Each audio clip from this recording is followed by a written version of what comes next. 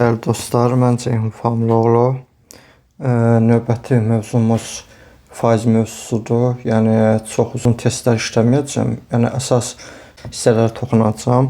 Ümid edirəm diqqətlə qulaq asarıq, çünki diqqətlə qulaq assaq çox şey öyrənəcək. Onu bir deyim. Deyir: 50 112 ədəddən 20 ədədin çıxsa, əvvəlki ədəd neçə faiz azalar? Bunu iki üsulla tapmaq olar. Birinci üsul belədir ki, 28-i bölərik 112-yə, vuraraq 100-ə. Birinci üsulumuz budur. Bu deməkdir ki, 28 112 neçə faiz edir? Yəni bu neçə faiz edirsə, deməli o qədər faizdə ədəd həmin ədəd azalır. Bu cür də düşünmək olar. Amma bir də var. 112-ni də 100% deyə bilərik. 28-i isə x edə bilərik və qarşı tərəfləri bir-birinə vurub sonra həmin o məhsul olan ədədi taparıq.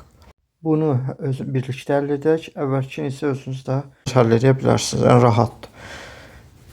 2800 bərabər 112x x bərabərdir 25%. 25%.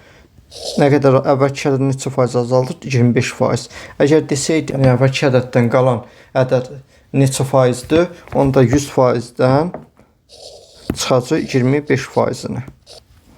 Tapacaq 75. Növbəti testə baxaq. 450 km yolun 90 km-ni gedilibsə, yolun qalanı neçə faizdir? Demək, bu testimiz də əvvəlki test kimidir. Sadəcə bu dəfə isə birinci üsulla həll edirik. Ona görə 90-ı bölürəm. Bir dəfə bu üsulla edirəm. 100-ə bərabər edir 5 vur 100 bərabər edir 20. 20 bu gedilən faizdir. Yəni 90 kilometrin faizini hesablasaq 20-dir. Qalan nə qədər deyirsə 100-dən çıxacaq. 100-dən çıxırıq 20-ni. Bərabərdir 80%. Qalan hissəsi nə qədər? 80%. Və sonra növbəti testə baxaq. 90% 70 olan ədəd hansıdır? 70-i vurarıq 100-ə, bölərik 90-a. Bu üsulla da edilə bilərik. Və yaxud bunu 90-ı hissəyə çevirə bilərik. 90-ı yazaraq %90%, %90 ixtisar edərək 10-9.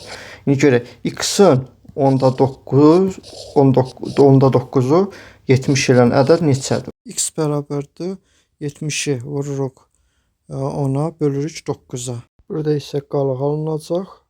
Biz də 70-in yerinə elə bir ədəd seçməliyik ki, qalıqsız faiz alınsın. 70-i 180-ni əvəz edək.